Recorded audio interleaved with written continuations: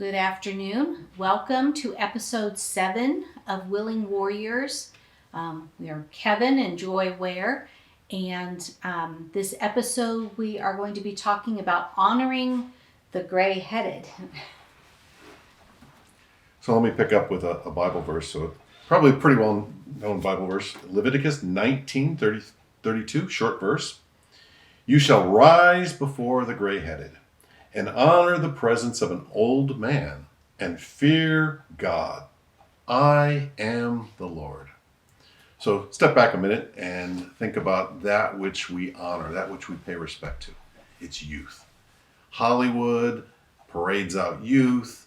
We have Botox. We have grannies, 70-year-old grannies dressing like they're trying to look like they're 40. Everyone is seeking that fountain of youth.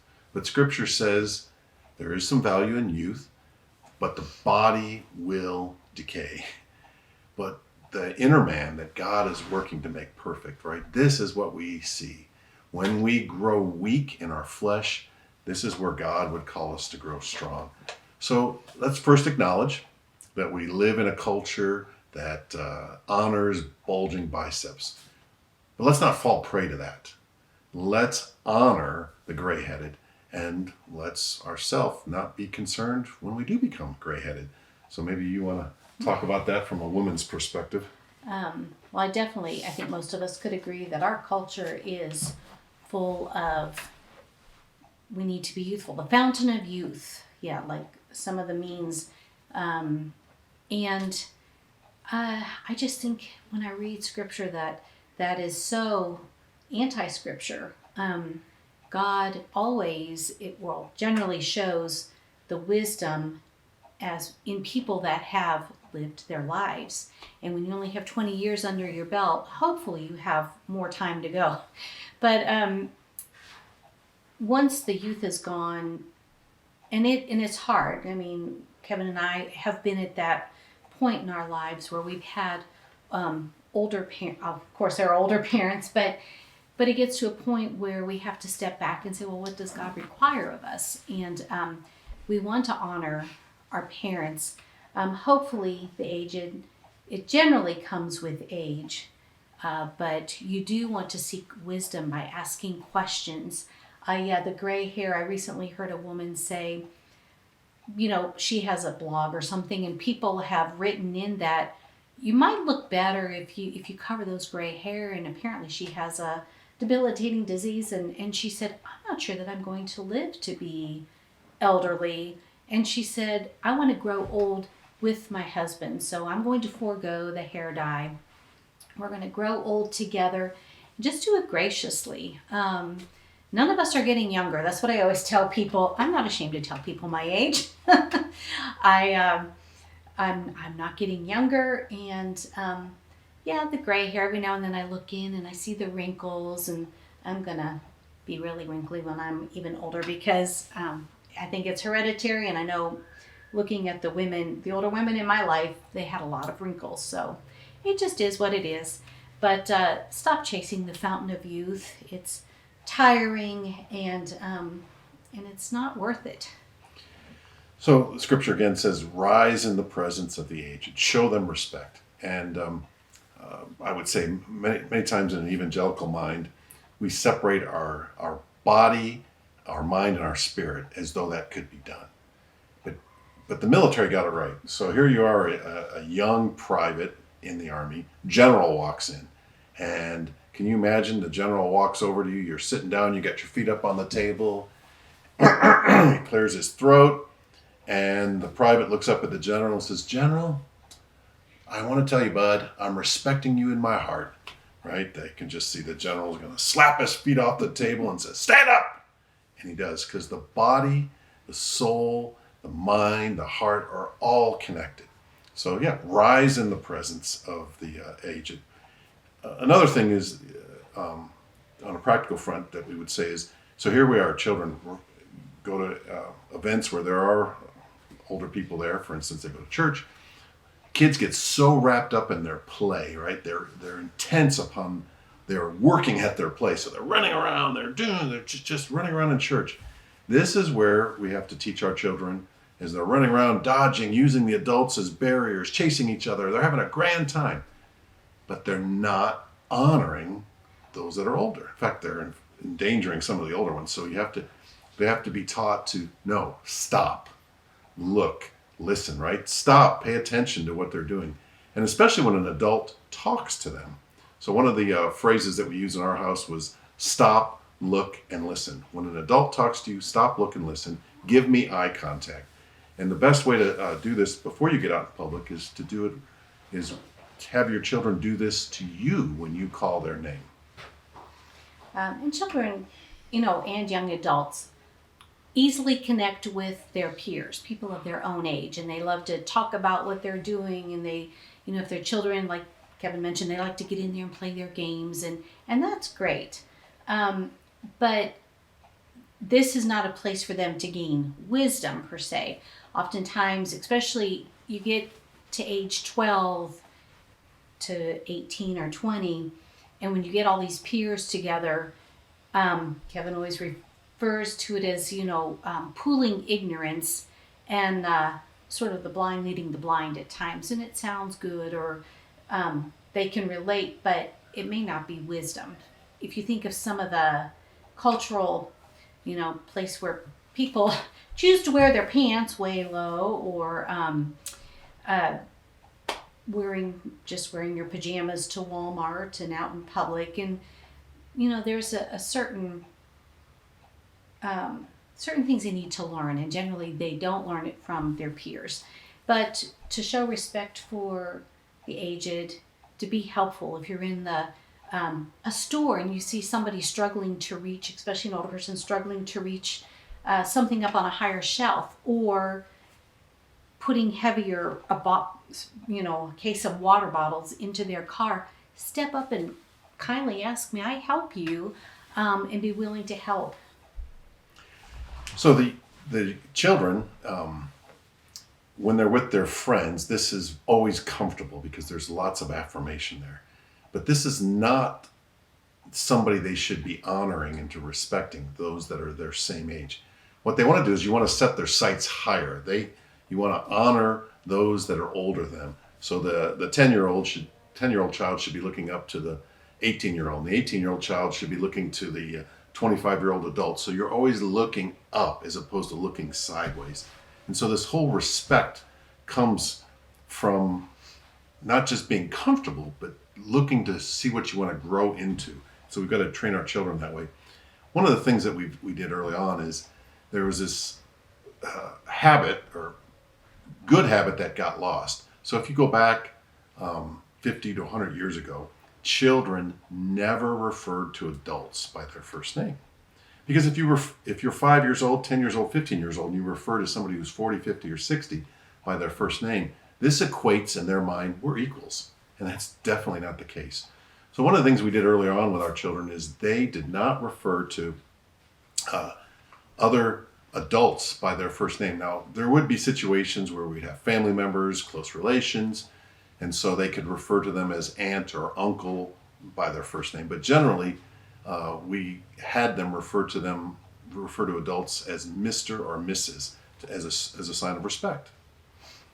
And children, as we know, as well as some adults, but children tend to be impatient. They need to be taught what's appropriate in certain circumstances, because children are not just innately born with that wisdom. So sometimes especially if you're in a social, environment, church or the store, and you're having a conversation with another adult, and your child comes up and mommy, just start talking and interrupting. That's generally, unless it's an emergency, somebody's injured, somebody's throwing up, an emergency. It's better. Children need to be taught, because they're not born with this knowledge. You encourage them to maybe put their hand on your arm, so they're there. They want to talk to you, but they need to learn to wait, to be quiet and just wait. And at an opportune time, mom or dad will say, thank you for being so patient. What did you have a question, or do you need help with something? And then they learn that they can ask their question at the correct time. So A lot of that has been lost, and there might be other ways. Not that you have to teach them that, but I would encourage you to. It's a sign of respect, and in our culture, again, I think respect has, for the large part, gone out the door. Um, So if they're taught to wait, this is a clear message to them that they are not the center of the universe, that their will is not the most important will. So they're learning to take control of their passions, their desires, and they're learning to wait. It's hard work, but it's important. And remember, the body and the mind and the spirit are all shaping together. So an example of this waiting, you might remember the story of Job. Job had three friends. His three friends came and sat with him, I think it says, for 7 days, and then they spoke. They spoke rashly, for sure, but if you go back in and dig into the story, there was a fourth man there, Elihu, and it says that he was younger, and he waited for all the rest of them to be done talking before he spoke. So here he was. He waited and waited and waited. Wisdom doesn't always come with age. In fact, Job's friend the story shows that it didn't come, but this younger man showed wisdom as he waited and waited his turn. So someday you will be older, you will have lived, you will have much more experience, you'll know much more about Scripture, then you can go first. But for now, in fact, who's to lead the church, right? It should be men that are called elders, men who are older versus youngers. So there's a lot to be learned by waiting your turn, and waiting on the aged and showing respect. Would also encourage you to teach another way to honor the aged is to show an interest in them. So how many of you have listened to stories from your parents, you that are older perhaps that are watching, or those that are younger? Have you ever asked, my grandma was born in 1909 and lived on a farm, so there was always horse and buggy, and she told me about the first time she saw an automobile, or they acquired their first car, or the telephone. I don't think she ever had a cell phone, though she did live to be 101. But I often wish even my own parents were still living, because I've forgotten things. I wish I had written some of those things down. Our children, are some of our children that have gone off to college at New St. Andrews, have been required to write a paper. I don't remember what the title of the paper but it was about, I think, wisdom. They were encouraged to, if they had grandparents, they were supposed to call them and ask them some questions. If they didn't have parents, they could go to somebody older, like in their church or someone. But the purpose, I think, of the paper was to learn about wisdom and asking questions, and that's a good way, just to show that an interest in others is a good skill and a way to acquire wisdom. So as we teach our children to honor, in fact, when they're young in their house, the honor, it comes out as obey. So the fifth commandment, right? Honor, obey your parents and the Lord, for this is a good and a right thing. So as they get older and they move out of the house, the obeying switches to an honor. And so back to the original verse from Leviticus, it says, I am the Lord your God. So as we grow up and we first learn to obey our parents, we're setting the pattern for obeying God. As we continue to grow and we learn to honor our parents, we're also learning to honor God, who put this whole structure in place. He set this up. So let me go this way with it. So if you're out of the house and you're a young adult, let me encourage you to continue to honor your parents, right? How do you do this? So you establish your own household, you're not called to obey them, but how do you honor them? Well, as you're making decisions, right? You're buying that first car, buying that first house, taking a job. Ask their advice. You don't have to obey their advice, but ask their advice, seek their counsel. Take time to call them, write them a letter, a text, email, visit them. Acknowledge that, like those little kids who are running, dodging in and out between the adults, right? acknowledge that what you're doing is not the most important. Check in on them. Take time and make them a part of your life, because with those gray hairs come experiences that you need to learn from, because some of those same things you'll be going through. So it's a wonderful way that God has created this world. So let's show honor, let's show respect to the aged. Let's learn from them as they've learned from God.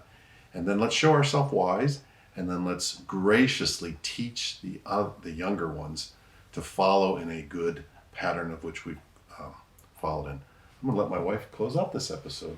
We appreciate you joining us for this episode of Willing Warriors. There's still quite the battle to be fought out there. We welcome any comments, or if you have questions, anything in particular, please feel free to contact us through, I guess it's on YouTube. It's on YouTube. Feel free. We'll try to follow up on those. Thank you.